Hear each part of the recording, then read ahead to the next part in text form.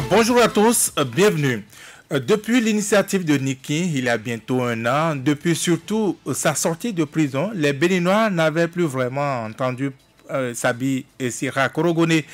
Cette nuit du samedi 17 août, il a été fait prix de la meilleure audace politique par Authentique Média. Après cette distinction, nous le recevons ce matin. Que devient-il Sabi Sira Korogone? A-t-il toujours le même engagement politique lui ayant valu la prison? Quel regard porte-t-il sur l'actualité politique? Bien loin d'être tranquille, comme vous le savez. Nous lui demandons donc tout cela. Sabi Sira Korogone, bonjour, bienvenue. Bonjour à vous. Parlez-nous d'abord de ce prix, de la meilleure audace politique, comme je l'ai dit, un prix décerné à vous hier par Authentique Média. Merci à vous, merci pour l'invitation. Ce prix, je l'ai reçu avec beaucoup d'humilité et de motivation surtout. J'ai compris à travers ce prix qu'il y en avait qui nous observaient. Authentique Média nous a identifiés et nous a décerné ce prix. C'est le moment de redire ce que je leur ai dit hier parce que je ne suis pas propriétaire de ce prix. Ce prix, c'est pour toute la jeunesse de mon pays. Cette jeunesse qui aujourd'hui a du mal à s'en sortir. Ce prix, c'est pour la jeunesse consciente qui sait que c'est au bout de longues luttes qu'on arrête sa liberté. C'est une motivation, une source de motivation, et nous savons que nous y arriverons. Le chemin sera certes il y aura beaucoup d'embûches sur ce chemin, mais nous y arriverons. Donc, Authentique Média, merci à vous, merci de nous avoir fait cet honneur. Mais sachez que vous nous avez donné encore un peu plus de motivation afin qu'on aille tout droit vers l'objectif qui est le nôtre. Ce qui vous aura sans doute valu ce prix, c'est cette initiative de Niki, c'est ce qui vous aura révélé au Bénin. Vous êtes allé en prison par la suite et l'initiative de Niki s'est tue, simplement. Non, pas du tout. Ne nous enterrez pas vivants. Nous avons toujours les mêmes problèmes, la même motivation. Aller en prison, peut-être qu'il y en a qui ont pensé que c'était une manière de nous faire taire. Il y en a qui ont pensé que c'était une manière de faire peur à la jeunesse. Et non, de là, ça a été une très grande motivation. En plus, vous savez, j'ai l'habitude de dire que la prison, personne ne se lève de lui-même pour aller en prison. Mais si vous vous retrouvez dans cette situation, pour des raisons qui ne sont pas de nature à faire honte à vos amis, à vos parents, c'est le moment d'en faire une école. Il y a des choses que moi j'ai appris en prison qu'on n'apprendra jamais dans une université. Et la prison, à ma sortie de cet endroit, je suis sorti 10 fois plus galvanisé, 10 fois plus motivé. En réalité, si quelqu'un à un moment donné a pensé que c'est une manière, parce qu'on avait quand même le choix, compte tenu des objectifs de nos dirigeants, ils avaient le choix entre réagir comme ils l'ont fait ou nous tendre la main et nous écouter. Au lieu d'écouter le fond de notre pensée, ils ont peut-être décidé de vouloir, au niveau de la forme, qu'ils voulaient coûte que coûte nous couper la langue. Non, ils n'ont pas réussi. Sabi Sira Korogone est là et il est prêt à continuer le combat là où il a arrêté. On va en prison, ainsi on devient militant, on fait du militantisme en prison? Nous étions militants avant d'aller en prison. Parce qu'en réalité, si on n'avait pas été militant avant d'aller en prison, on aurait peut-être déchanté. Et c'était l'objectif sûrement de ceux-là qui ont pensé que la solution à cette situation, c'était la prison. Nous sommes allés à Niki. À l'initiative de Niki, vous avez dit bientôt 1 an.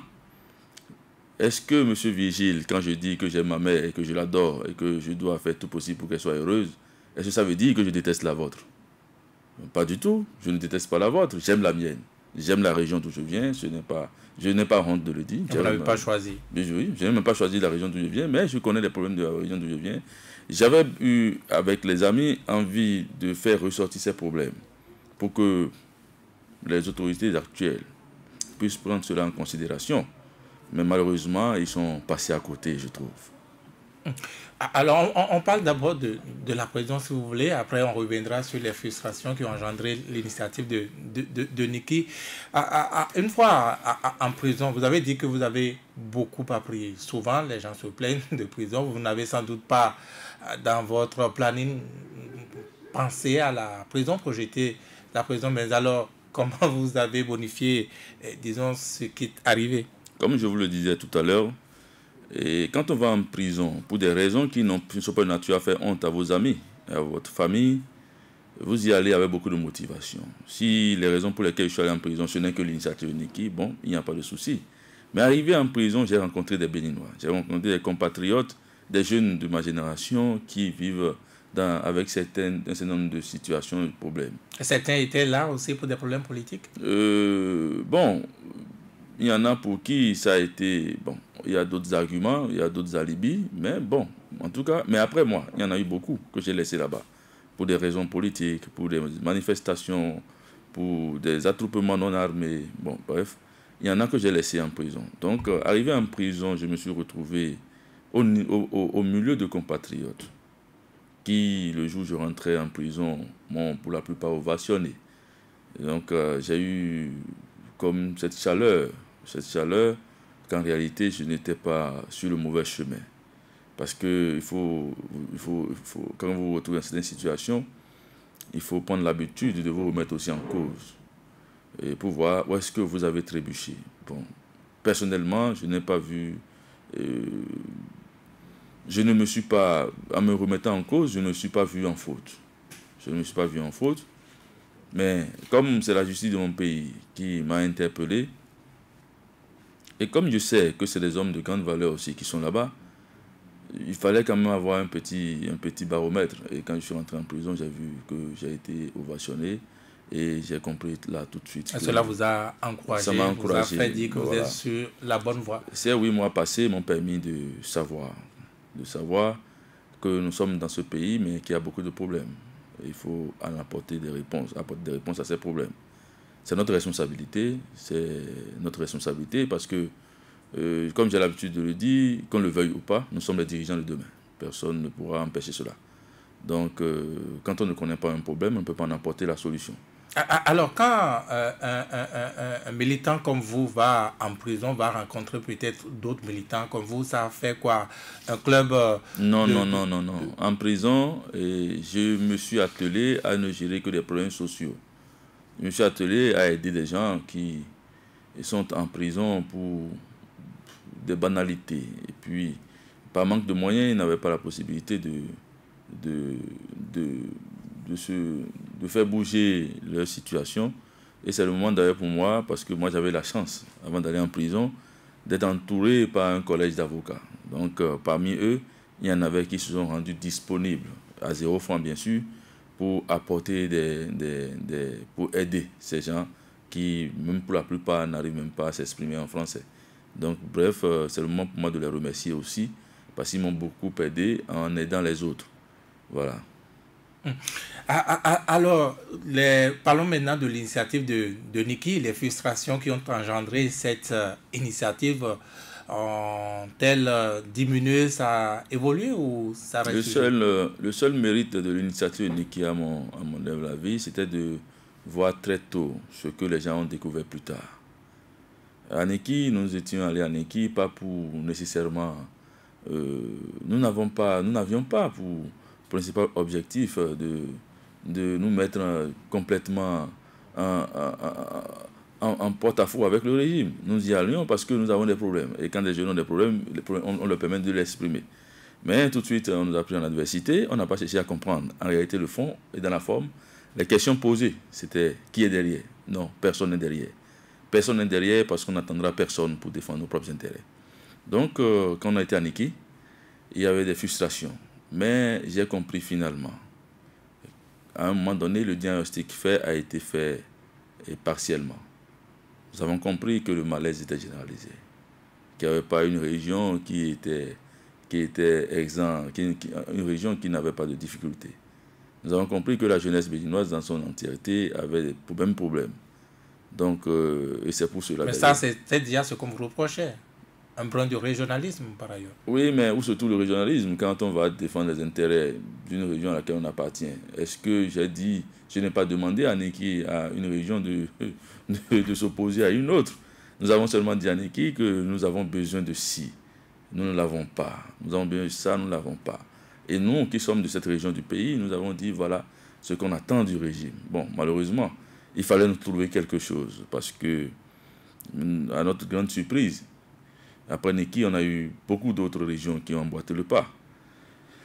C'est de nature à faire peur, mais quand on est comme un grand homme que je respecte beaucoup, à qui je rends hommage à chaque instant, le général Kérékou, on tend la main à cette jeunesse, et ce jour, on nous aurait tendu la main, on serait venu, dit de vive voix aux autorités, voilà les difficultés que nous avons, et ils vont nous apporter leurs réponses à eux. Ils vont nous dire leurs difficultés, apporter des réponses à nos difficultés, et on va se comprendre. La prison, pour ceux qui ont pensé, ça je le répète, que c'était une manière de me démotiver, de nous démotiver, ils se sont trompés, ils sont passés à côté, parce que s'il faut aller en prison autant de fois, parce qu'on défend les intérêts, parce qu'on a besoin. Moi, je suis un enfant de la démocratie. Je n'ai pas connu la période révolutionnaire en tant qu'adulte. Nous n'avons connu que la liberté. Et cette liberté n'a pas de prix à nos yeux. Nous voulons notre liberté, nous voulons notre démocratie. Et cette démocratie, on va la réclamer. On va la réclamer pour qu'on nous la ramène. Nous avons besoin de vivre dans un climat où il n'y a pas, où on ne... Vous voyez la méfiance aujourd'hui partout, sur tous les visages. Tout le monde se méfie de tout le monde. Non, au Bénin, on n'a pas d'or. On n'a rien dans notre sous-sol. Mais on avait notre démocratie. Ça faisait notre fierté au-delà de nos frontières. Et puis aujourd'hui, tout cela est remis en cause. C'est dommage et nous allons nous battre pour que nous nous retrouvions à nouveau dans un... On peut considérer cette période comme une période de turbulence. Nous sommes un peu tolérants. Nous sommes un peu tolérants. Aujourd'hui, quand on observe, qu'on lit même peut-être sur les réseaux sociaux certains commentaires, on sent de l'animosité. Non, non, non. Nous sommes un peuple de paix. Nous n'avons que ça, nous n'avons que ça. Et un havre de paix, le Bénin, cela doit être consolidé et non détruit. Sabi Sira Korogone, quand on a vu l'effervescence de cette jeunesse à Niki, on a eu comme impression qu'on vous a laissé, cette même jeunesse, ces jeunes vous ont abandonné. On n'aurait pas attendu que les choses soient aussi tranquilles quand vous avez été jeté en prison. Non, non. En fait, je vais vous raconter un peu. Vous savez, à chaque fois, même depuis mon interpellation, lorsque les jeunes ont commencé par se manifester devant l'OCRC, j'ai dû demander à ce qu'on fasse entrer quelques-uns d'entre eux. Et je leur ai dit non, le moment n'est pas ça. Ce n'est pas à nous d'envenimer la situation. Ce n'est pas à nous. Parce que nous n'avons pas été élevés, nous n'avons pas reçu une éducation de violence. Ce n'est pas à nous d'envenimer. Même au commissariat central, lorsqu'on m'a déplacé vers le commissariat central, ça a été la même chose. J'ai dit non, je dis toujours non. Non à ça, non. S'il faut recevoir des coups pour pouvoir être libre demain, moi je préfère les recevoir aujourd'hui. Et à chaque étape, j'ai dit non, non, non. Nous ne sommes pas violents. On nous a peut-être taxé de ci, de ça. Bon, bref, chacun fait sa lecture. Mais nous ne sommes pas violents. Nous ne sommes pas dans la violence. Et c'est pour d'ailleurs cela que nous regrettons tous ces actes qui ont conduit à la perte de certains de nos compatriotes. On n'est pas habitué à ça. On n'est pas habitué à voir le sang de nos compatriotes couler. Et que ça s'arrête. Maintenant, que ça s'arrête. Il faut que ça s'arrête et qu'on ramène notre démocratie. Notre démocratie chèrement acquis au prix de longues luttes. C'est d'ailleurs pour moi une autre occasion de rendre hommage à ceux-là qui se sont battus pour ça. Et pour ceux-là qui sont vivants, ils seront déçus de voir que leurs œuvres sont en train d'être détruites en ce moment. Pour ceux qui sont morts, ils se retourneront dans leur tombe. Non, on a besoin de notre démocratie. Nous ne sommes pas violents. Les camarades ne m'ont pas lâché, pas du tout. Ils ne m'ont pas lâché. Oui, mais Sabi Sira Korogone, il n'existe pas que des manifestations violentes. Oui, bon, non, ils ne m'ont pas lâché. Moi, je suis convaincu qu'ils ne m'ont pas lâché. Et peut-être que l'effet recherché a été observé chez certains d'entre eux, la peur. La peur.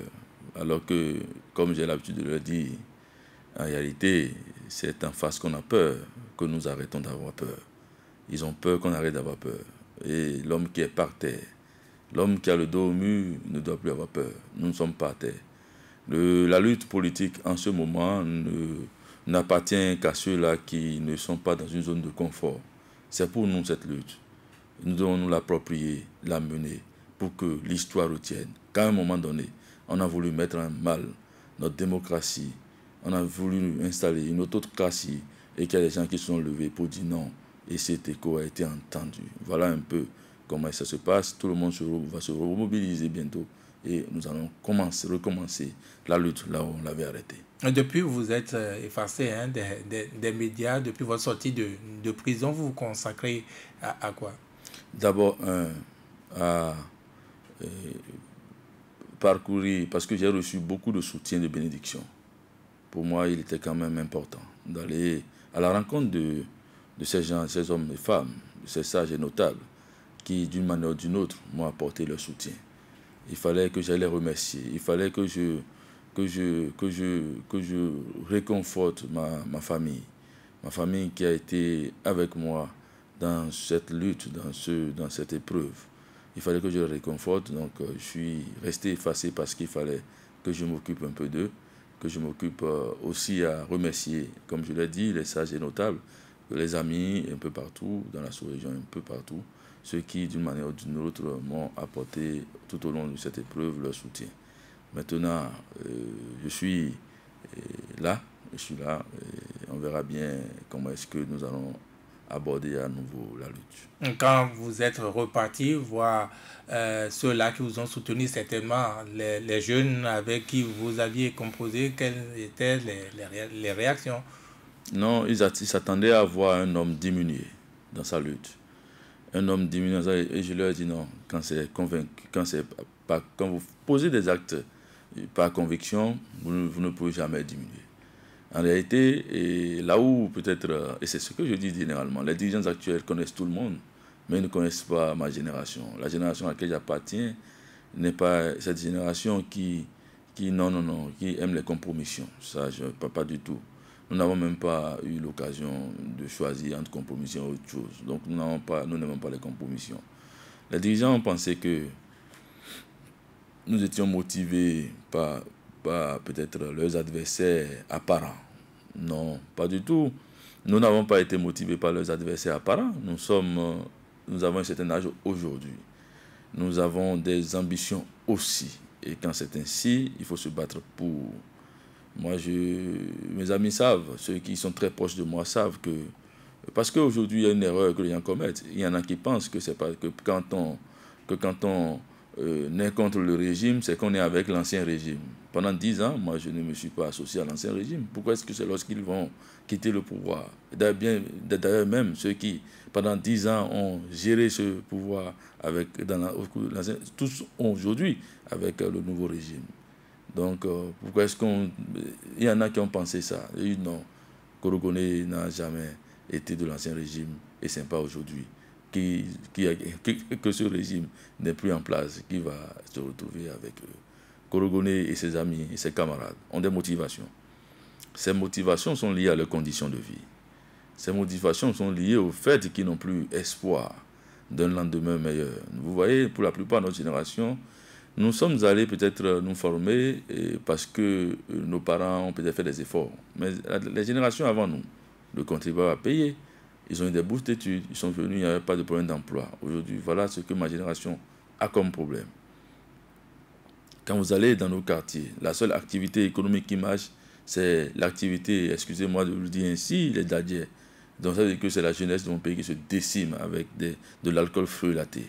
J'aurais souhaité que les réformes du chef de l'État soient des réformes allant dans ce sens, dans la destruction de ces centres, parce qu'en réalité, l'oisiveté est mère de toutes les vices. Alors, ce vent qui s'est levé en septembre 2017, non plutôt 2018 à Niki, quand on l'a vu s'élever, on s'est dit que c'était un vent qui était parti pour être un ouragan, un grand vent, mais finalement, on l'aura vite contenu, même s'il a eu quelques initiatives par-ci, par-là. Bon, c'est votre point de vue. Et le processus est en cours. Je me rappelle que juste après l'initiative de Niki, j'ai été reçu par vos collègues de SICA. À cette occasion, je lui ai expliqué que c'était le début d'un processus qui doit nous conduire bien plus tard à la formation d'un véritable bloc politique qui représente en son sein la jeunesse et ceux-là qui peut-être ne sont pas de notre génération, mais qui partagent notre point de vue. Donc c'est le début d'un processus. On n'a fait que bonifier la chose. On n'a fait que déplacer le calendrier. Et peut-être de 8 mois, peut-être de 10 mois, peut-être d'un an. Mais nous allons nous organiser. Donc, rien ne nous démotivera. Nous sommes plus que jamais motivés. Vous n'avez même pas peur, comme c'est le courant actuel? Bon, avoir peur de quoi? Avoir peur de quoi? Le fait d'avoir été déjà en prison vous enlève de la peur davantage? Même avant d'aller en prison, moi, on avait dit à Janiki, nous n'avons pas peur. Nous n'avons pas peur. On n'a pas peur. On n'a pas peur. On n'a pas peur, ça je le dis et je le répète. Pourquoi est-ce qu'on aurait peur? On aurait peur de dire ce qu'on pense. Vous savez, ceux qui ont peur, c'est peut-être parce qu'ils ont peut-être connu la période révolutionnaire, qui les a peut-être traumatisés. Mais nous, on ne connaît pas ça. Nous n'avons pas connu la période révolutionnaire. Nous n'avons connu que la démocratie. Nous avons commencé par grandir en voyant Nicéphore Soglo, en voyant Mathieu Kélécourt métamorphosé, en voyant un Boni Yahi prendre des mains du général Kélécourt le pouvoir, en voyant Patrice Talon prendre les mains des mains de son ami devenu ennemi en temps le pouvoir. Nous sommes qu'habitués à ça. Eh bien, on n'était pas habitués non plus à ces interdictions de manifestation, la prison, les tueries même. Vous n'étiez pas habitués à ça. Et c'est pour ça qu'on doit se battre, pour que ça s'arrête. Il faut que ça s'arrête. Qu'est-ce que ces gens arrêtés que j'ai vus, un avec le bras fracassé, le bras déchiqueté, qu'est-ce qu'ils font en prison? Qu'est-ce qu'ils font en prison? Moi, je me demande, ils font quoi en prison? Il faut qu'on les libère. Ça, c'est ça. En fait, ce n'est même pas à négocier, parce que ce sont les conséquences directes de ce qui se passe. Le véritable problème, c'est le retour à la démocratie, qu'on nous ramène notre démocratie. Et ça passe par un certain nombre d'étapes. On ne demande pas le miracle aux dirigeants actuels. Vous savez, ce n'est pas un crime de se sentir, parce qu'en réalité, ça arrive. Ce n'est pas un crime de se sentir qu'on est incapable d'apporter des réponses aux préoccupations de ses compatriotes. Ce n'est pas un crime, ça. Mais foncer tête baissée sur un chemin qui ne pourra jamais vous apporter à bon port, c'est ça, c'est là où se trouve le crime. Qu'on libère ces jeunes gens qui sont en prison, qu'on les libère. Je supplie même à genoux les autorités qu'ils ferment les yeux et qu'on les libère. Parce qu'ils n'ont rien à faire là-bas. Leur rôle, c'est de participer au développement économique et social de notre pays. Qu'on les libère. On n'a qu'à les laisser sortir de prison. Qu'on laisse ceux qui, d'une manière ou d'une autre, pensent que la justice n'est pas équitable et qui ont quitté le pays, rentrer. Le pays, c'est à nous tous. Qu'on se donne la main. Vous savez, moi, je n'ai aucune rancœur particulière. Je suis allé en prison, mais je n'en veux à personne. Je suis allé en prison, mais ça n'a pas développé la haine en moi. Non, pas du tout. Ça ne m'a donné que de la motivation. Ça ne m'a appris que beaucoup de choses sur le plan personnel. Mais je dis que nous, notre génération, n'a aucun problème personnel. On n'a pas d'antécédent avec le président actuel. On n'a pas d'antécédent avec lui. On n'a aucun antécédent. Ce que nous disons qu'il écoute avec les oreilles d'un homme sage. Et il comprendra que nous ne sommes pas ses ennemis. Nous avons besoin de réponses à un certain nombre de préoccupations. Et aujourd'hui, c'est lui seul qui a la responsabilité. C'est pour lui seul que les Bénins ont voté. C'est lui seul qui nous fera des comptes demain. Ceux qui sont autour de lui, aucun d'entre eux n'assumera la belle preuve. On les a vus à un moment donné dans ce pays, avec l'ancien régime. Nous ferions croire que si le président Boni Yahi rentrait dans une tombe, qui rentrerait avec lui. Aujourd'hui, ils se sont rapidement repositionnés avec lui. Il doit comprendre que ces gens le lâcheront lorsqu'il ne se retrouvera pas avec le pouvoir en main.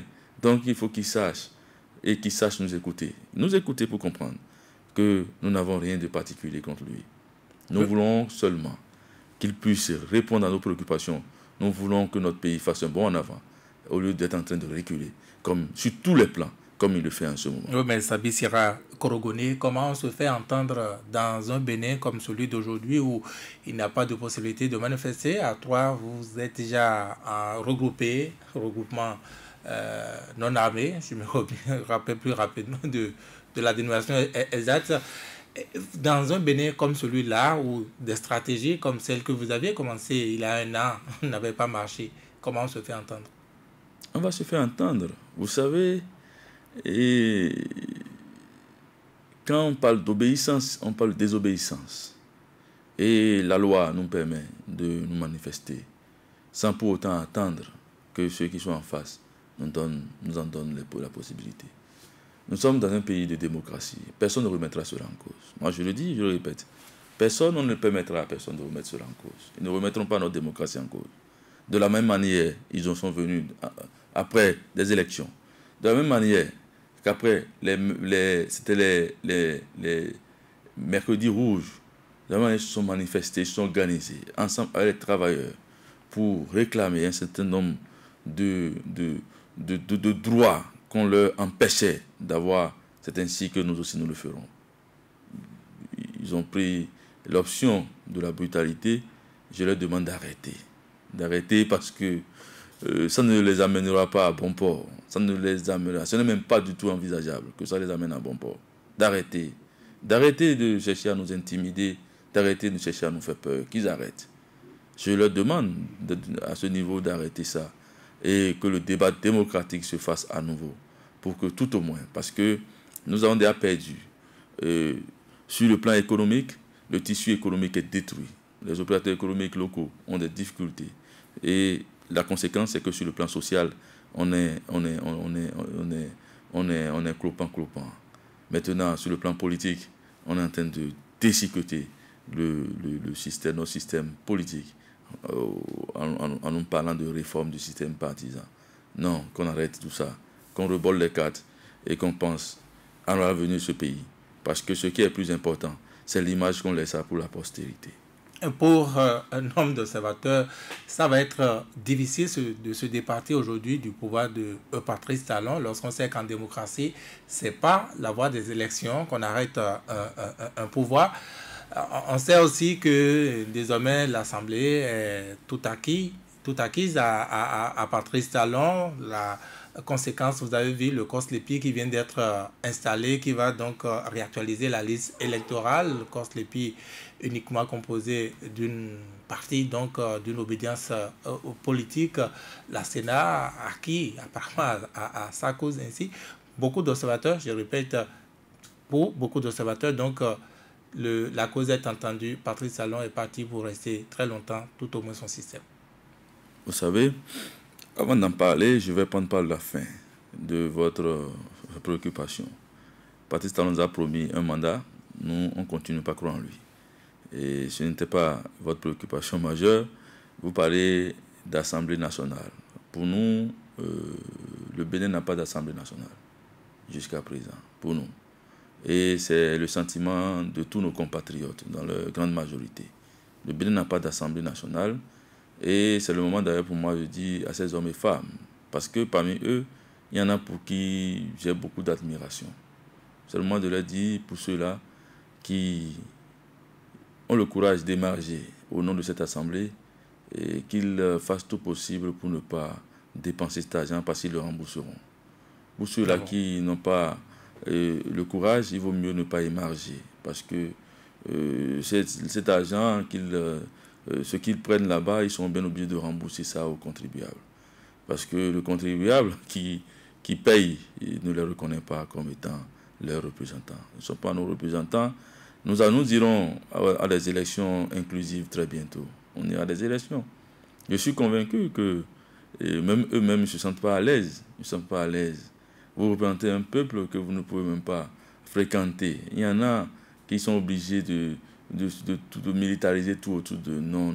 On n'a pas pour habitude de vivre dans ce genre de climat. Je sais qu'ils entendront raison. Je sais qu'il y a des gens très sages autour dans ce système qui vont pouvoir dire ce qu'il faut pour qu'on aille à de nouvelles élections inclusives afin que le peuple fasse son véritable choix. Sinon que jusqu'à présent, il n'y a pas encore... Corogonné, par quelle voie les Béninois vont-ils aller aux élections inclusives, comme vous dites, très bientôt? Les Béninois iront aux élections très inclusives même, ne vous inquiétez pas. Ne vous inquiétez pas. On ira aux élections législatives très inclusives. Je vous dis, ne vous inquiétez pas. Voilà. Alors, revenons à cette élection du 28 avril. Comment vous avez observé les choses? Comment vous avez vu, disons, le management de l'opposition? Et à ce niveau, c'est vrai qu'on dit généralement le linge sale se lave en famille. Mais moi, je ne vais pas, on est sur une émission un peu sans langue de bois. Je ne ferai pas de langue de bois. La famille étant l'opposition. Bon, on est avec certains obligés, parce qu'on a les mêmes problèmes, de rester ensemble, mais sinon qu'en réalité, ce n'est pas la même chose. Donc, on a le même problème, et ça nous réunit quelque peu, mais en réalité, on n'a pas les mêmes motivations. Il faut pouvoir faire un diagnostic pointu de la situation. Nous avons des problèmes. L'opposition béninoise, je dis, a des problèmes. Et ces problèmes ont pour nom, l'opposition n'a pas accès aux médias. Les médias officiels sont devenus des lieux de propagande du régime. Et je fais le diagnostic de la situation, ce qui nous a conduit au 28 avril. Au 28 avril. Et il faut prendre conscience de cela. L'autre chose que l'opposition avait comme problème, c'est que quand on n'a pas accès à ces médias, l'information n'arrivait pas dans les oreilles de nos populations. Les réseaux sociaux que tout le monde utilise, bon là, maintenant, étaient aussi, l'opposition est présente sur ces réseaux, en même temps que ceux de la mouvance sont présents aussi sur ces réseaux, peut-être avec beaucoup plus de moyens. Et donc, en même temps que se côtoyaient les informations, il y avait intoxication à côté. Pendant 10 ans, on nous a appris que quand on prend une décision au Conseil des ministres, on devait aller faire la restitution gouvernementale. Les populations étaient habituées à ça. Pourquoi est-ce que quand ils sont dans l'opposition aujourd'hui, ils ne vont pas le faire? Le peuple révolté n'avait pas les vraies informations. Et les différents partis politiques, autant qu'ils sont des partis qui n'ont pas d'école de formation de militants. C'est des partis qui n'avaient qu'en leur sein que des électeurs. Le rôle de l'électeur, c'est d'aller peut-être voter pour vous un dimanche et rentrer chez lui en famille. Mais le militant, il participe aux activités de votre parti. Donc quand vous savez que vous avez toutes ces faiblesses, il fallait aller vers vos compatriotes au lieu de rester à Cotonou pour faire des déclarations tapageuses. Allez expliquer à vos compatriotes, dans une démarche purement pédagogique, à vos compatriotes, ce qui se passe en réalité. Ils ne l'ont pas fait et espéraient que leur voix soit entendue. Malheureusement, ceux que nous avons en face font la sourde oreille, n'ont pas écouté les cris de cœur. Parce que le peuple en lui-même s'est exprimé. Le peuple s'est exprimé. On doit tirer leçon du taux d'abstention et décider de se réconcilier avec le peuple. Parce qu'aujourd'hui, le régime devait prendre comme pour leçon, juste après le 28 avril, qu'en réalité, ce n'est que le peuple qui est en opposition avec lui. Ce n'est pas les hommes politiques. Ces hommes politiques, moi je les prends pour la plupart comme des intermédiaires, des démarcheurs. Mais en réalité, c'est le peuple même qui est en opposition. Maintenant, le peuple se cherche. Le peuple se cherche. Le peuple se cherche. Le peuple se cherche parce que n'étant pas habitué à ce qu'on lui a fait vivre, on n'est pas habitué à voir des gens mourir parce qu'ils sont en train de manifester sans armes. On n'est pas habitué à ça. Et le peuple continue pas à se chercher. Mais lorsque le peuple se retrouve, ça peut durer le temps qu'il faut. Mais lorsque le peuple se retrouve et se retourne, ce n'est généralement pas bon pour la suite. Donc il faut tirer le son des échecs répétés et repenser la lutte. Parlons encore de cette famille, l'opposition. Est-ce que vous l'avez comprise lorsqu'elle assurait les Béninois qu'il n'y aurait pas d'élection sans elle, sans l'opposition? C'est de ça que je parle. C'était des déclarations tapageuses, alors que le peuple n'avait aucune information. Le peuple n'était pas informé. Ce n'était que des déclarations tapageuses. Mais c'était aussi le moment de rendre hommage à ces grands hommes. À ces grands hommes qui, n'étant pas aussi habitués à ce genre de situation, ont fait ce qu'ils pouvaient faire. Ils ont fait ce qu'ils pouvaient faire. Mais ils auraient dû faire cette démarche en amont. Aller vers le peuple, expliquer au peuple les tenants et aboutissants. Expliquer au peuple les difficultés qu'on aura si l'Assemblée nationale se retrouvait dans la situation dans laquelle elle est. Vous qui aspiriez aussi à un changement qui pourrait passer par l'Assemblée, on imagine, vous n'êtes pas resté bras croisés, vous aviez pris quel engagement dans cela pour les législatives du 28 avril dernier? Nous avons observé cela depuis là où on était, depuis notre cellule, et nous avons prié que les dirigeants puissent revenir en raison. Malheureusement, ce n'était pas le cas. Et nous avons vécu ça avec beaucoup de déception. Et c'est ça, c'est le pilier fondamental de notre démocratie. Quand on dit que notre démocratie, qu'on la ramène, ça passe impérativement par la reprise des élections. C'est le pilier central de notre démocratie. C'est là-bas qu'on s'exprime. C'est là qu'on s'exprime. Je vois des gens parmi eux qui avaient la capacité, si on allait à des élections inclusives, de se faire élire. Un 28 avril en prison, comment ça se passe? Les prisonniers ont généralement, surtout ceux-là qui sont allés là-bas pour des raisons politiques, ils ont espoir que ça pourrait changer quelque chose et changer alors leurs conditions à eux en prison? Je me suis fait, le jour où je rentrais en prison, le devoir de ne pas parler politique en prison. Et vous avez tenu? J'ai tenu ça. Je n'ai pas voulu parler politique en prison pour ne pas prêter, pour qu'on ne me prête pas des intentions. Comme je lui ai dit, ça a été plutôt une démarche retournée vers le social, aider mes compatriotes comme je pouvais le faire. Donc, c'est pour vous dire que... Même si vous ne parlez pas, vous entendez autour de vous? Oui, bon, il y en avait quand même qui s'exprimaient, qui donnaient leur point de vue. Chacun avec sa manière de voir la chose. Mais moi, je me gardais de m'exprimer sur cette question. Parce que, bon, nous sommes dans un pays où tout semble aller de travers. Donc, il faut beaucoup faire attention. Donc, je n'ai pas véritablement été sur ce terrain. Mais dans mon cœur, mon cœur saignait. Mon cœur saignait quand j'apprends qu'on a vandalisé des endroits. C'est des choses auxquelles on n'était pas habitué. Qu'on a brûlé des maisons. Oui, c'est en réaction que des gens désespérés ont posé ces actes. Mais pourquoi devons-nous faire des choses qui vont amener d'autres à être désespérés? C'est là où le problème se situe. On dit généralement, ne voyons pas là où on est tombé, voyons plutôt là où on a trébuché. Où est-ce qu'on a trébuché? C'est dans la volonté d'exclure les autres qu'on a trébuché.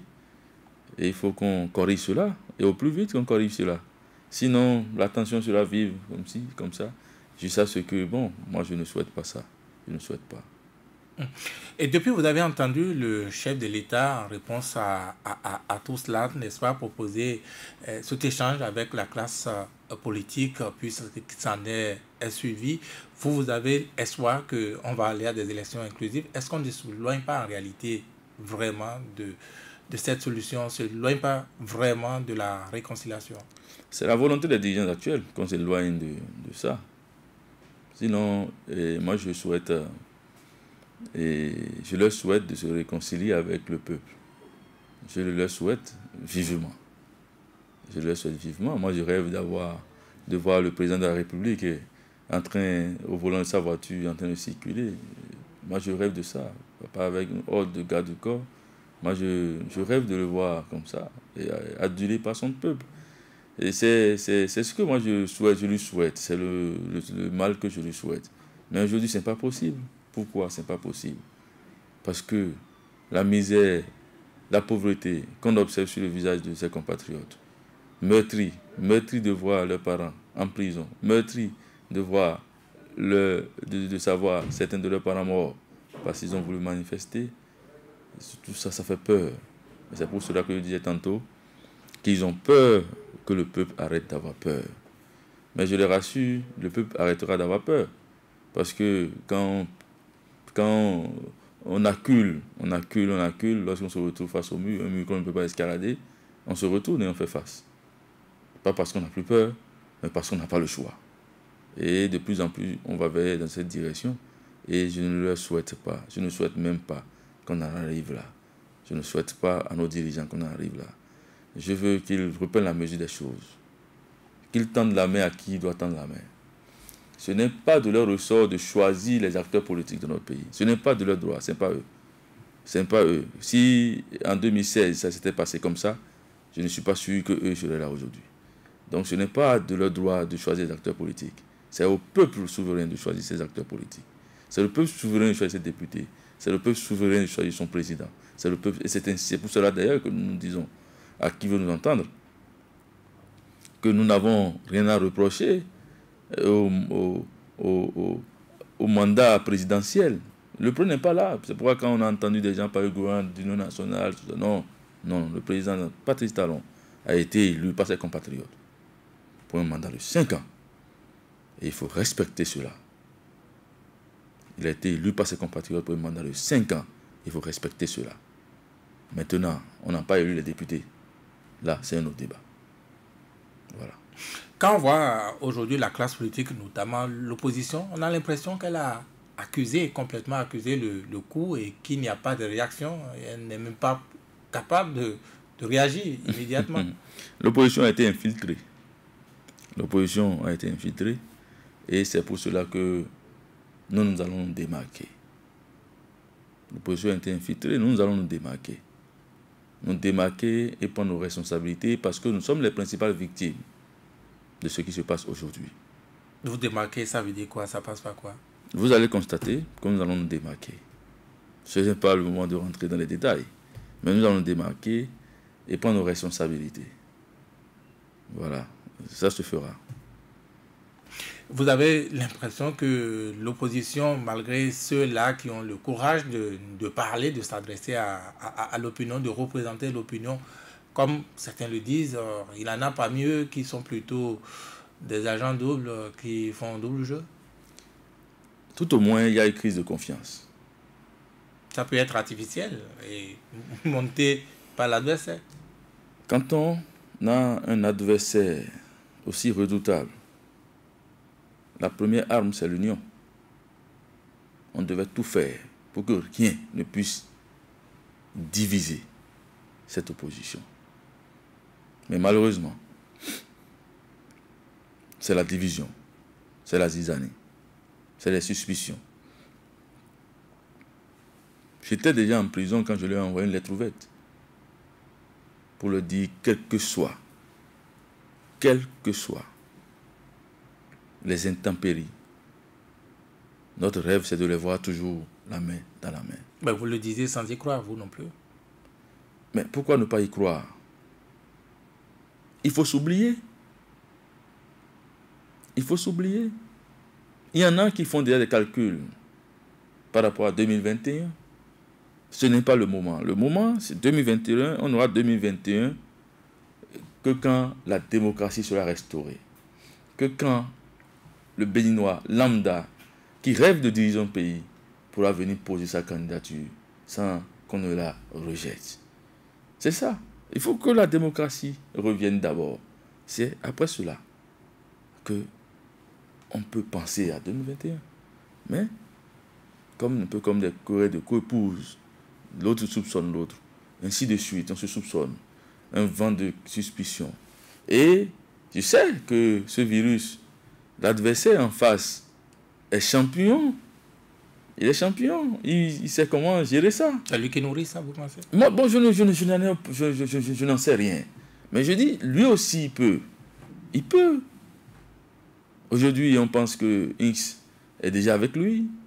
X pense que Y est avec lui, et ainsi de suite. On se méfie l'un de l'autre, alors qu'en réalité, ce n'est pas le moment. Est-ce que l'hétérogénéité donc, de cette opposition n'était pas elle-même de nature à observer ce qu'on observe aujourd'hui? Il y a des règles simples qu'on observe en pareilles circonstances. On peut ne pas avoir les mêmes motivations, mais quand on a le même problème et qu'on a conscience que la solution est la même, on se met ensemble pour régler le problème. Mais quand ce n'est pas le cas, et que chacun commence par...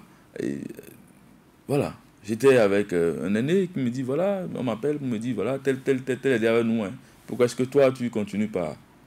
Tel avec nous. Hein. Pourquoi toi, tu ne continues pas seul te battre? Heureusement que lui a le sens du discernement. Heureusement que lui a compris que ça peut être de la manipulation. Donc, on demande aux uns et aux autres de mettre de côté leur ego, de mettre de côté leurs ambitions personnelles et de penser à ce pays. Parce que ce pays mérite qu'on pense à lui. Quand on est en politique, c'est d'ailleurs pour ça que nous avons fait l'option de ne pas être dans la jouissance du pouvoir. Les choix que nous avons toujours opérés sont des choix les plus difficiles. Fait l'option de ne pas être dans la jouissance du pouvoir. Parce que quand vous êtes en politique, c'est comme médaille, il y a deux revers. Il y a pile et face. Il y a certes le moment où on jouit du pouvoir, mais il y a l'autre face. C'est le moment de difficulté du peuple, et le peuple a besoin d'avoir ses leaders devant. Mais malheureusement, aujourd'hui, on peut compter au bout du doigt. Mais néanmoins, il y en a quand même qui m'ont, même si le résultat n'a pas été atteint, qui m'ont surpris agréablement dans cette lutte, qui se sont levés, malgré même que cette lutte n'était pas la leur.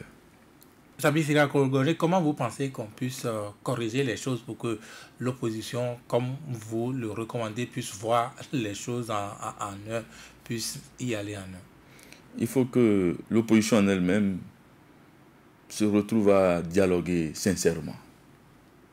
Sincèrement. Ça, c'est une étape primordiale. Et pour le bien du pays, il faut que cette opposition... Parce que je sais que les dirigeants actuels seront...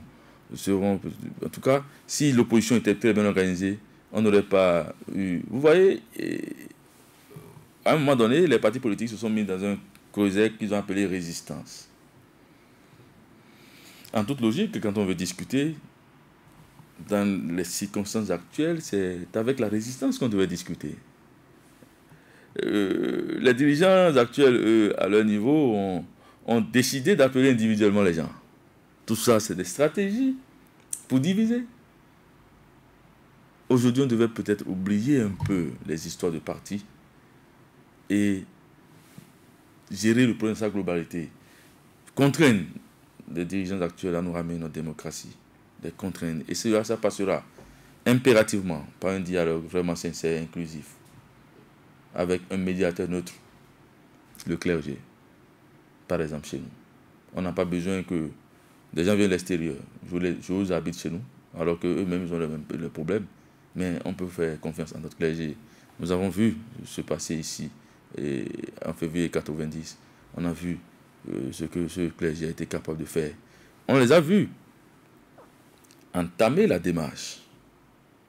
Et comme pour couper l'herbe à leurs pieds, on appelle les partis politiques. On ne va pas à un dialogue, c'était un monologue. On leur dit ce qu'on veut. Et on se lève et puis on s'en va. Je dis non.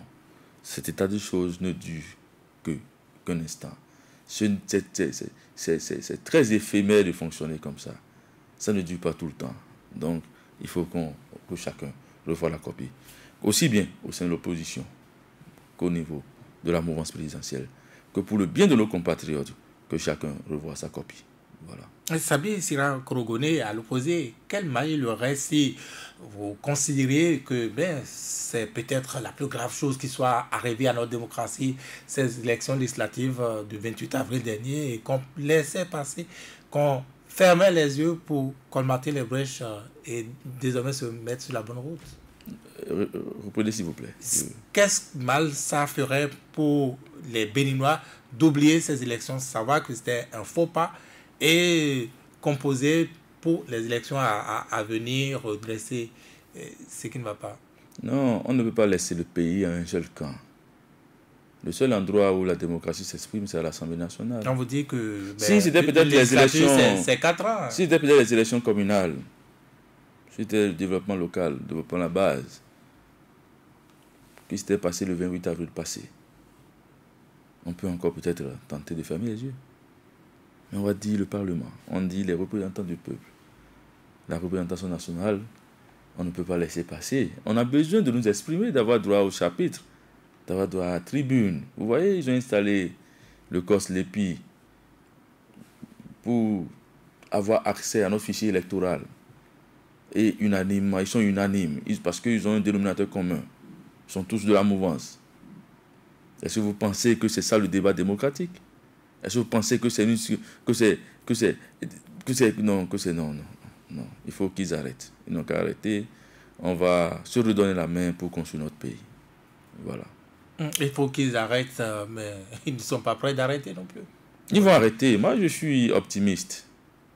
Ils vont arrêter, ils vont arrêter, ils vont arrêter la saignée. En dépit de tout ce qu'on fait comme effort pour légitimer ce Parlement, on reçoit tel ambassadeur, on reçoit tel autre, on fait la communication autour. Eux-mêmes, ils savent qu'ils sont assis sur des œufs pourris. Ils ne peuvent pas. Je suis sûr que parmi eux, il y en a qui ne sont pas fiers d'eux. Donc ils vont arrêter. Ils vont arrêter. On va aller à les élections. Si l'opposition gagne, tant mieux. Pour nous, ça va être une joie. Si c'est eux qui gagnent, on va reconnaître. Mais il faut que tout le monde y participe. Oui, mais est-ce qu'à y tenir, vous ne vous éloignez pas également des prochaines communales et municipales à venir? Vous ne décidez pas déjà du même sort? Ceux qui pensent déjà aux élections communales sont en train de faire fausse route. Nous avions vu, le président Talon est venu au pouvoir avec combien de maires? Aujourd'hui, à peine 2 ou 3 continuent pas à se réclamer de l'opposition. Donc ça, ce n'est pas... Non. C'est à l'Assemblée nationale que tout se passe. C'est à l'Assemblée nationale que tout se passe. On doit pouvoir permettre au peuple béninois de choisir ses représentants. On ne lui enlèvera pas ce droit. Et tant qu'on ne lui restitue pas ce droit, le peuple sera toujours en train de le réclamer. Je le disais tantôt, le peuple se cherche et se retrouvera incessamment. Mais le schéma est tel qu'aujourd'hui, pour Patrice Talon et pour le pouvoir, les acteurs du pouvoir, il n'y a pas de crise. C'est leur schéma. C'est leur schéma. C'est une manière de sous-estimer la chose. C'est une manière à la limite de distraire l'opinion publique et la communauté internationale. Parce que, bon, nous ne sommes pas un peuple violent et nous n'allons jamais le devenir. Mais cette manière de voir les choses, de banaliser les choses, de dire qu'il n'y a pas de crise. Et il y a eu mort, il n'y a pas eu crise, il y a eu mort. Il n'y a pas de crise et des maisons sont brûlées, des opérateurs économiques ont perdu des choses. Arrêtons avec ça, s'il vous plaît. Arrêtons. Et tirons les vraies leçons de ce que nous avons vécu. Comme une réponse du clergé à l'initiative du chef de l'État, qui, elle également, il y a une réponse pour beaucoup d'observateurs à cette initiative du clergé. Comme une réponse, donc, le clergé également n'a plus bougé depuis. Oui, le clergé a compris qu'il y avait comme une mauvaise volonté, une mauvaise foi, et qu'on ne voulait pas leur donner les marges de manœuvre qu'il fallait pour mener à bien leur démarche. Et comme c'est des gens de foi, ils ne forcent rien, ils sont juste préoccupés par la situation des Béninois. Ils ne gagnent rien. Et la preuve, Monseigneur de Souza, paix à son âme, quand il a fini, il s'est rangé, il est retourné dans son église. Donc ce n'est pas des gens qui ont des problèmes personnels, et qui ont des... Non, ils n'ont pas d'ennemis, eux. Ils n'ont pas d'adversaires, eux. Eux n'ont que le pays et un pays en paix. Un pays en paix pour tout le monde. Et justement, donc, le clergé n'a rien à imposer ni à l'opposition, ni à la mouvance. Le fait de s'arrêter, ça bloque davantage les choses, non? C'est le moment pour moi de leur dire de reprendre leur bâton de pèlerin. En quoi faisant? En reprenant... Il y a des acteurs qui ne veulent pas de cela. Bon, le peuple, déjà, le peuple veut de leur médiation. Le peuple en lui-même veut que le clergé prenne cette responsabilité. Donc, qu'ils écoutent la voix du peuple et qu'ils arrêtent de regarder en direction des hommes politiques.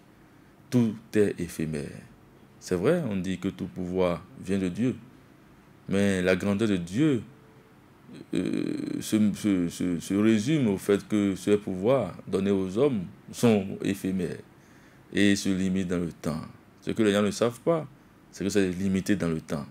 Donc, donnons de la valeur à la démarche du clergé et on va pouvoir aller à un dialogue inclusif, de sortie de crise, parce que la crise est très profonde, très profonde, même si on tente de la banaliser. Vous avez plusieurs fois répété la peur que les Béninois ont aujourd'hui. Est-ce que cette situation peut permettre qu'ils puissent sortir si demain il y a appel à manifestation pacifique pour débloquer les choses, pour réclamer leurs droits, comme vous l'avez fait savoir durant cette émission? Est-ce que les Béninois sont à même de sortir ici, de sitôt, de guérir de cette peur? Les Béninois n'ont plus peur maintenant. La peur n'a duré que 48 heures. Vous êtes sûr? Oui, la peur n'a duré que 48 heures. La peur n'a duré que 48 heures. Les Béninois n'ont pas peur. Mais les Béninois perdent... Le 11 mai, je dis le 11 mai, le 1er mai, le 2 mai, se sont répétés à Tiaourou et à Savè du 10 au 15 juin dernier. Oui, c'est d'ailleurs pour ça que je dis que les Béninois n'ont pas peur. Si les Béninois avaient peur, lorsqu'on on allait notamment tenter d'arrêter certains de leurs compatriotes, ils auraient pu croiser les bras. Ils ne l'ont pas fait. Ils ne l'ont pas fait. Ils se sont dressés comme un seul homme pour dire non. Pour dire non encore une fois de plus. C'est la voix des désespérés. Et je souhaite que les dirigeants actuels tendent véritablement l'oreille pour que cette voix soit entendue. Les Béninois n'ont pas peur. S'ils avaient peur, ils auraient croisé les bras, on avait enlevé leurs enfants, ils vont partir avec. Mais ils n'ont pas peur. Aujourd'hui, ils n'ont pas peur. On les a tués, on les tuait, on en tuait. Mais ils n'ont pas peur. Ils se sont, avec désespoir, ils se sont battus. Est-ce qu'on est obligé d'en arriver là? C'est là où se situe le problème. Il faut qu'on puisse arrêter la saignée. Il faut qu'on arrête la saignée. Parce que là n'est pas la solution. Les Béninois ont des préoccupations particulières. Il faut nous amener à l'autosuffisance alimentaire. Il faut nous amener il faut développer le Bénin. Il faut faire en sorte que tout le monde se sente heureux dans son pays. Il faut faire en sorte que la méfiance... La méfiance est plus difficile à gérer que la guerre. En période de guerre, vous connaissez vos adversaires. Mais quand c'est une période de méfiance, tout le monde se méfie de tout le monde. Ça ne sert à rien de continuer tête baissée, pas foncer dans cette direction. Ça ne sert vraiment à rien. Pour beaucoup, ce qui est arrivé à Boni Yahil, il a attendu qu'il lui est arrivé plus de 50 jours d'internement forcé chez lui. Cela a contribué à accentuer davantage cette peur, d'abord chez les leaders de l'opposition et plus généralement chez les Béninois en général, et chez les Béninois en particulier.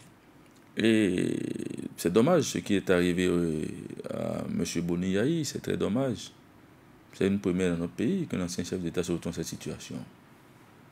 Mais en même temps, je dis que ce sont les conséquences directes d'un certain nombre de choses dont le peuple n'est pas responsable. Et le président Boni Yahil et son ami, aujourd'hui au pouvoir, on a réussi à faire transparaître aux yeux d'une partie de l'opinion que c'est des comptes qu'on règle. Le peuple ne veut pas se mêler de comptes à régler. Le peuple a ses préoccupations, c'est sa démocratie qu'on doit lui ramener. Et c'est ça qui préoccupe le peuple aujourd'hui. L'assignation à résidence du président Boni Yahil, c'est une conséquence directe de la mise en péril de notre système démocratique. Il est resté plus de 52 jours. 52 jours. Dans cette situation, sans aucun acte juridique. C'est ça. C'est la démocratie qui est en péril. Est-ce que vous pensez... Et c'est bien que ça arrive à eux aussi. Vous voyez, quand ça arrive qu'au peuple, quand ça arrive au Béninois lambda, on n'arrive pas on n'en entend même pas parler. Au moins la communauté internationale, cette situation a eu le mérite de tourner les caméras de la communauté internationale vers notre pays. Oui, ça a le mérite. Et c'est sur des faits concrets du genre que les gens se feront leur opinion. Parce que ce qui se passe à l'intérieur, c'est généralement difficile de faire transparaître ça au niveau de la communauté internationale. Mais quand on a vu des chefs d'État anciens comme nouveaux en exercice se prononcer sur la question, les regards se sont retournés vers notre pays et on a su que véritablement dans ce pays, la démocratie était en train d'être détruite. Est-ce que vous pensez, c'est la situation actuelle perdue, que Boni Yahil va tranquillement rentrer demain au pays? Je ne connais pas le calendrier du président Boni Yahil, je ne suis pas de son équipe, je ne connais pas, je ne sais pas.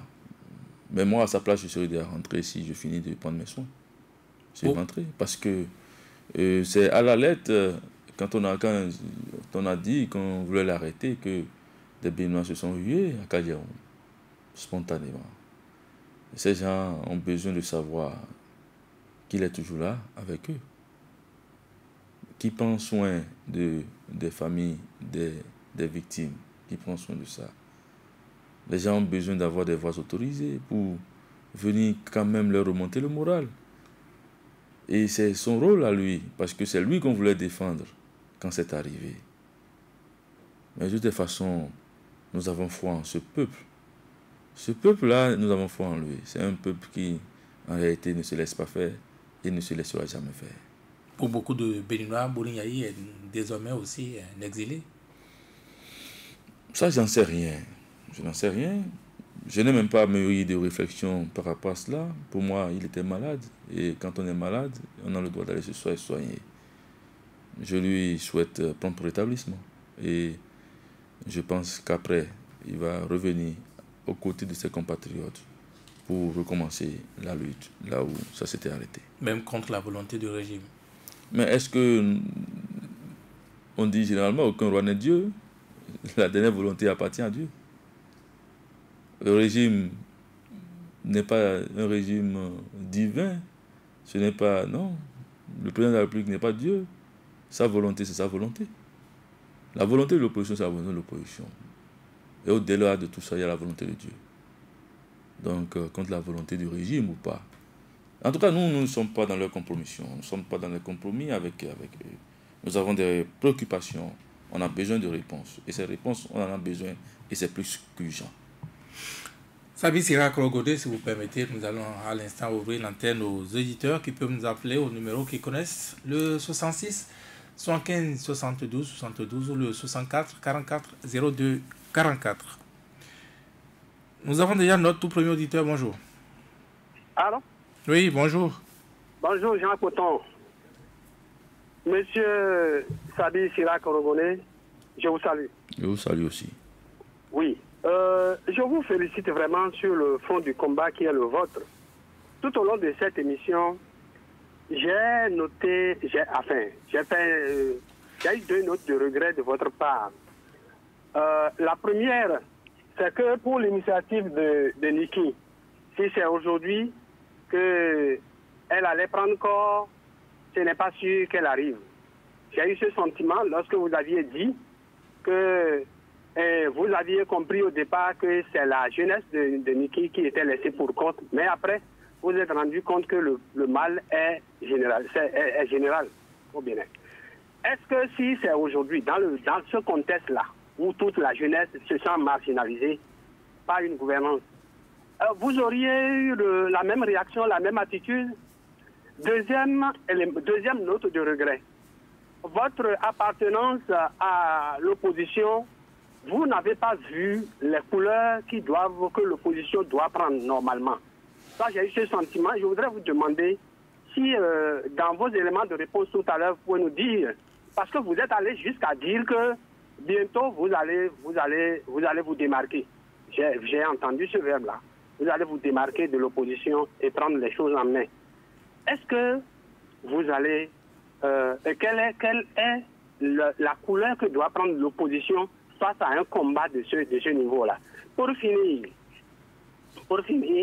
je voudrais vous dire, un combat politique,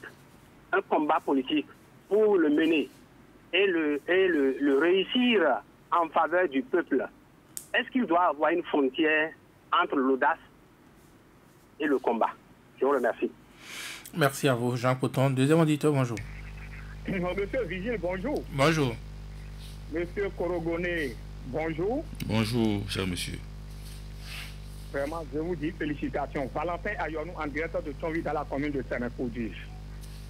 Vous êtes un héros. Et pour mes préoccupations, vous êtes en train de lutter pour qu'on nous laisse en paix notre démocratie, c'est cela. Mais les choses vont de mal en pire avec l'installation d'un parlement nommé, avec l'augmentation du nombre d'exilés politiques, avec des interpellations suivies des arrestations de nos compatriotes. Bref, des stratégies pour déstabiliser l'opposition, surtout pour les prochaines élections, notamment la présidentielle de 2021. Alors, selon vous, qu'est-ce qu'il faut faire pour empêcher, pour arrêter ce régime dans sa course antidémocratique. Deuxième préoccupation, qu'est-ce qu'il faudra faire pour que l'opposition participe activement à l'élection présidentielle? Nous ne voulons pas, s'il vous plaît, du discours, nous voulons aller au concret. Et ma suite de mes préoccupations aujourd'hui, tous les leaders de l'opposition sont chassés hors du territoire national. C'est tellement qu'il y a des citoyens qui veulent lutter, comme vous, pour la préservation de la paix, y compris Valentin Ayonou qui vous parle. Mais j'ai eu un peu peur, pourquoi pas pour moi-même, pour peut-être la famille que je pourrais laisser, parce que quand je vais me retrouver nez à nez contre la barrière antidémocratique de l'opposition, je me demande si j'aurai quelqu'un qui pourrait venir au secours de ma famille. Et bon nombre de citoyens se posent aussi cette question. Qu'est-ce qu'il faut faire si cela arrivait, mon cher ami Korongone? Et pour finir, je voudrais bien vous dire, de vous prononcer, dire un mot sur l'évaluation des enseignants. Si vous étiez à leur place, allez-vous participer à cette évaluation et je vous remets l'antenne. Bon dimanche à tout le peuple béninois. Merci Valentin Ayonou. Troisième auditeur, bonjour. Monsieur le journaliste, bonjour. Bonjour. Anselmo Pendor, depuis Calavi. Oui, allez-y. Je salue beaucoup Monsieur Korogone. Il est un héros, comme l'a dit Monsieur Valentin Ayonou.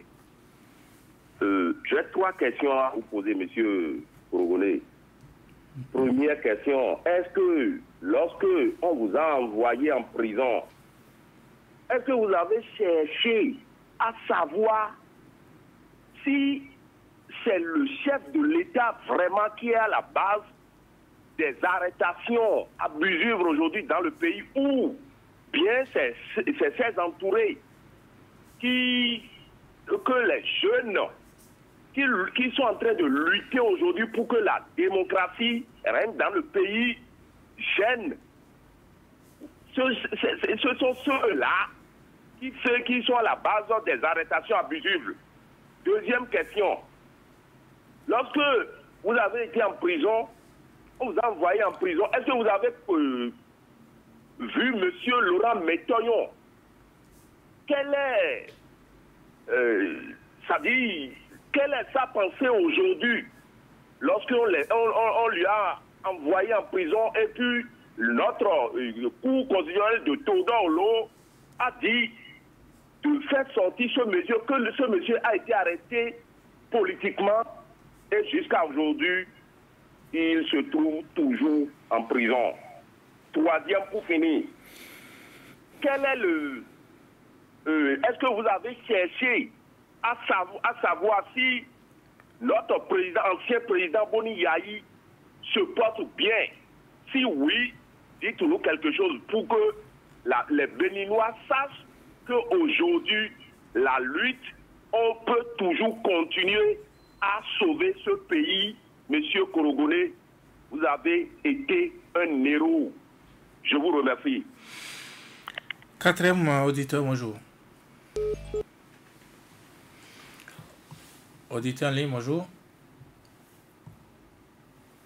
Non. Oui. Quatrième auditeur, bonjour. Bonjour, monsieur Vigel. Bonjour, monsieur l'invité. Bonjour. Bon, moi, on m'appelle Rondienne Kanjoul. J'appelle depuis Séguéano. J'ai 2 questions à votre invité. Première question.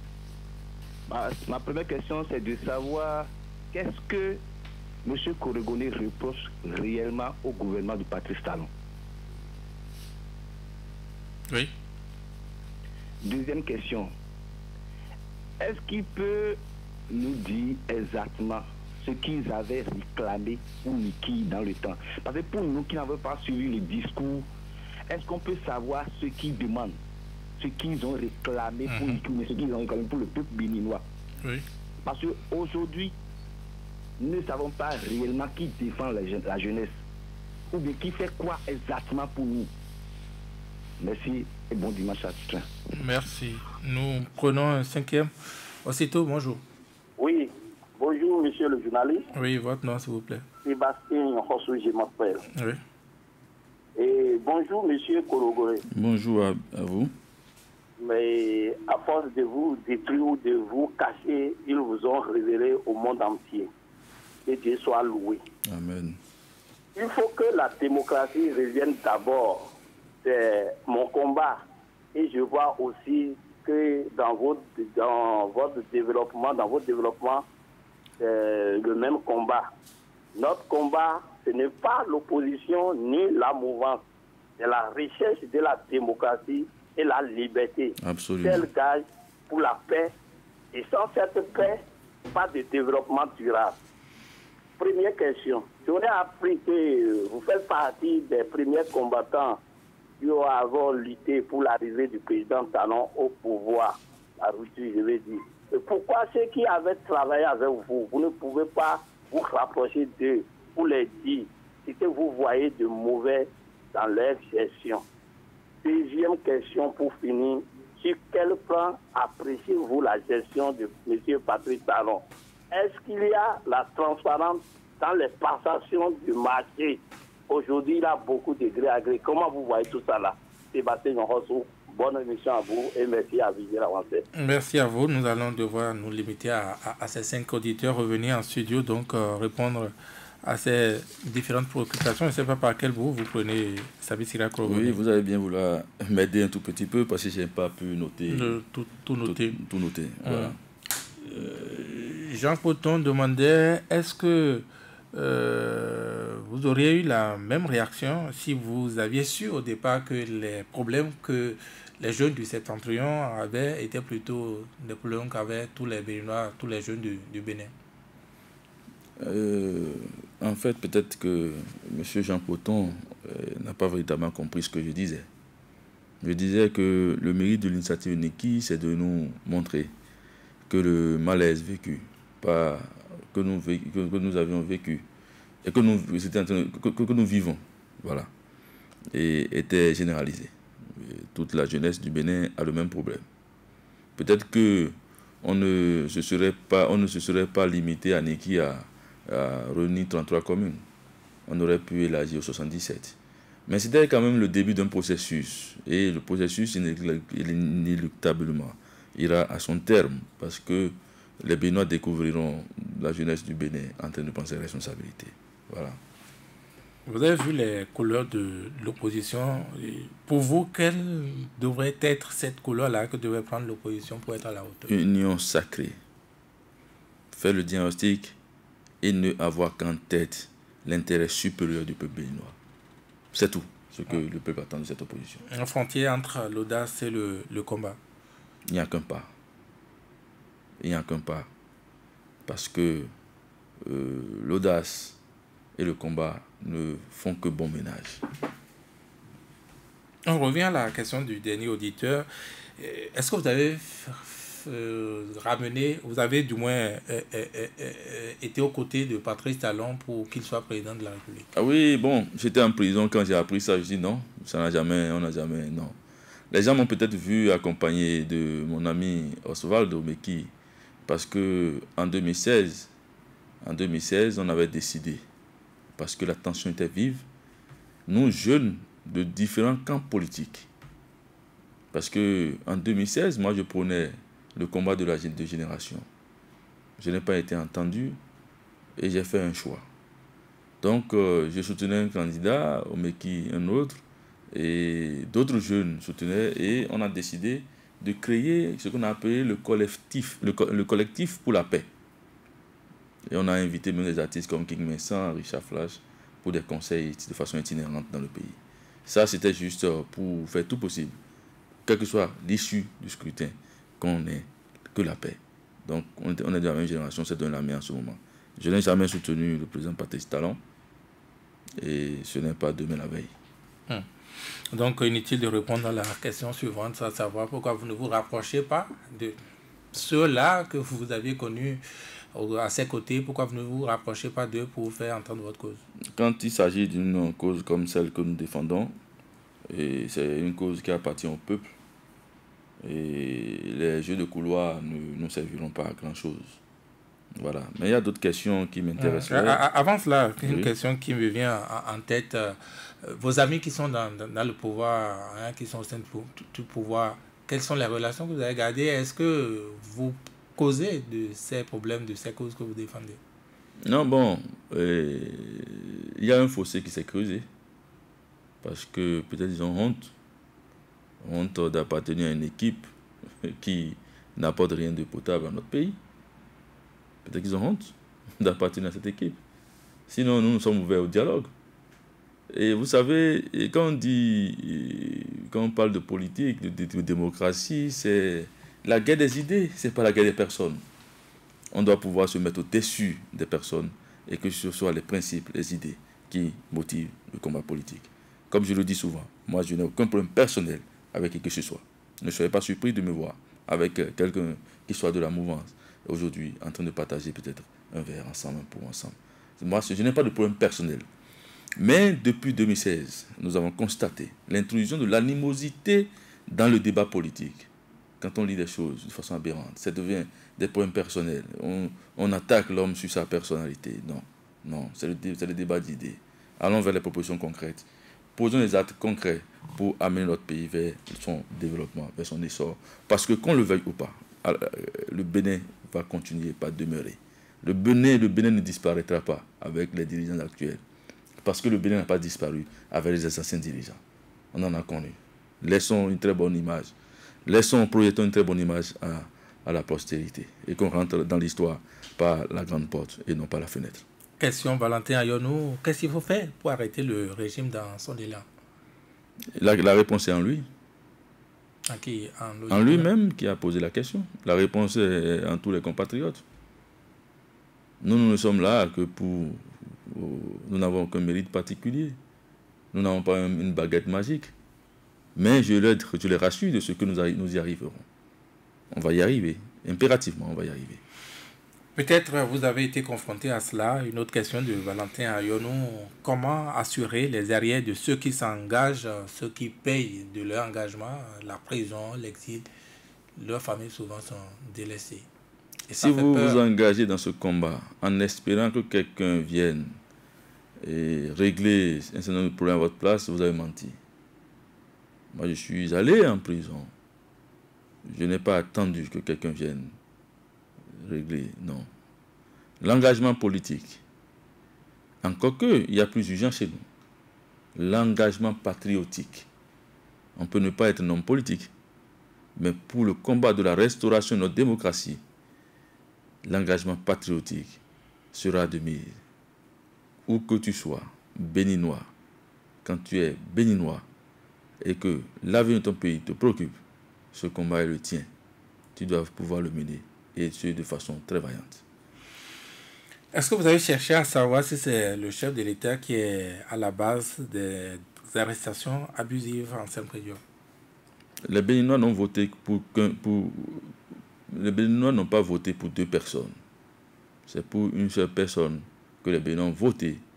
Et le 6 avril 2016, cette personnalité a prêté serment. Il est responsable. Il est responsable de tout acte posé par ceux à qui lui-même il a délégué ses pouvoirs. Encore qu'il n'est pas sourd. Encore qu'il a un renseignement très, très, très performant. Donc, même s'il y avait des abus de la part de ses collaborateurs, il aurait pu les rappeler à l'ordre. Donc, c'est lui, il est responsable. Et c'est lui qui, de façon abusive, fait ce que nous observons en ce moment. Une question du même Anselme en prison. Est-ce que vous avez vu Laurent Métonio? Oui, j'ai vu le doyen. J'ai vu le doyen plus que jamais debout comme un vaillant homme. J'ai vu le doyen qui n'avait pas de regrets parce qu'il savait que le combat dans lequel il s'était engagé et qu'il a conduit en prison était un combat noble. J'ai vu le doyen qui m'a remonté le moral, qui m'a parlé, qui m'a dit oui, Korogoné, il faut savoir que tu n'es pas seul. Korogoné, il faut savoir que même dans mon village, il y a des gens qui m'appellent et demandent d'après toi. Ça m'a vraiment remonté. Mais malheureusement, à un moment donné, on les a emportés vers la prison civile de Misérité. Et on n'a pas pu garder contact. Est-ce que vous avez les nouvelles de Boniaï, cette question? Je crois que vous l'avez déjà répondu. Oui, je l'ai jamais déjà répondu. Je n'ai pas de nouvelles de président Boniaï. Voilà. Que reprochez-vous concrètement au régime de Patrice Talon, au gouvernement de Patrice Talon, Jules Moudienko? Oui, je vais regrouper les deux questions de M. Jules, parce que en même temps, il disait à Niki qu'ils n'ont pas suivi. Qu'il faut rappeler les On a frustrations. galvaudé le fond de notre initiative. Mais fort heureusement, il y a des gens qui sont allés à la source chercher l'information. À Niki, nous avons dit que nous avons dénombré sur 45 projets phares du PAG, on n'en a dénombré que 3 qui concernent la partie d'où je viens. Je ne sais pas si c'est un acte de régionalisme. À Niki, nous avons trouvé que la manière de voir du chef de l'État, parce qu'on a parlé par exemple de centre universitaire qui était à Dougou, qui est venu à Komassé. Ce centre universitaire était très indispensable pour les populations de Dougou et environ. Voilà les choses, je ne vais pas trop rentrer dans les détails, que nous avions en son temps dénoncé à Dougou, et ça nous a valu ce que ça nous a valu. Donc en réalité, nous avions vu très tôt qu'on allait dans une direction où la démocratie allait laisser place à l'autocratie. La démocratie allait laisser place à la dictature. Où nous allons progressivement vers la pensée unique. Où les problèmes fondamentaux, parce que le chef de l'État, je ne cesserai pas de le dire, s'est engagé dans les réformes. Donc l'image qu'il veut projeter, c'est l'image du réformateur. Quand on fait des réformes, il faut faire des réformes adaptées au type de pays qu'on dirige. Il y a des réformes adaptées aux pays riches, qui sont d'ordre institutionnel, constitutionnel et structurel. Parce que les pays riches n'ont pas les mêmes problèmes que nous. Eux, ils touchent à leur test chaque fois, toutes les fois, juste pour ajuster ce qui existe déjà, l'existant. Mais le pays pauvre, comme le Bénin, il faut aller vers des réformes qui touchent la personne humaine de façon très directe.